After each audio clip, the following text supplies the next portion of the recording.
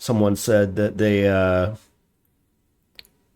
just starting out with Python. All they can really do is move with WASD and a game ending button. That's not bad. You can't really hate for that level of progress, dude. You know, props. Everyone's got to start somewhere.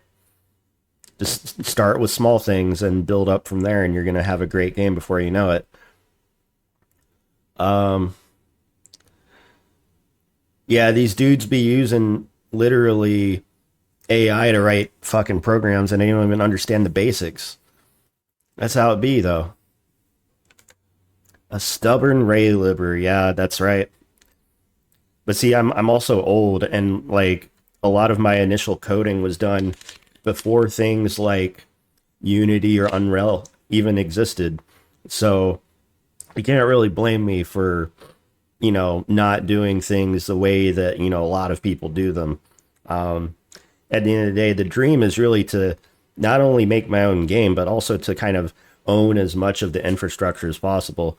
And raylib is a reasonable enough sacrifice in that I don't need to roll my own graphics architecture or anything like this in order to be productive in it. In fact, raylib is far easier to work with than libsdl, because I was previously doing game stuff exclusively in libsdl, and it also worked in a very similar manner, but there was a little bit extra heavy lifting that I had to do that raylib takes care for me.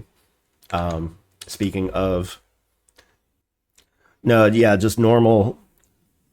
LibSDL is the library for SDL, right? Um, it's SDL, yeah.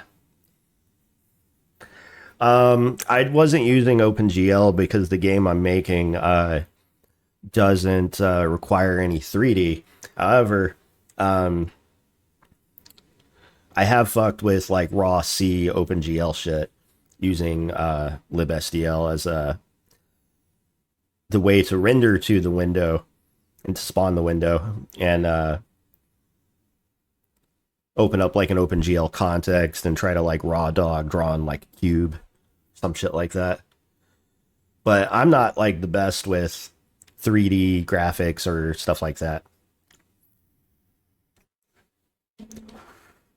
Maybe one day I'll return to experimenting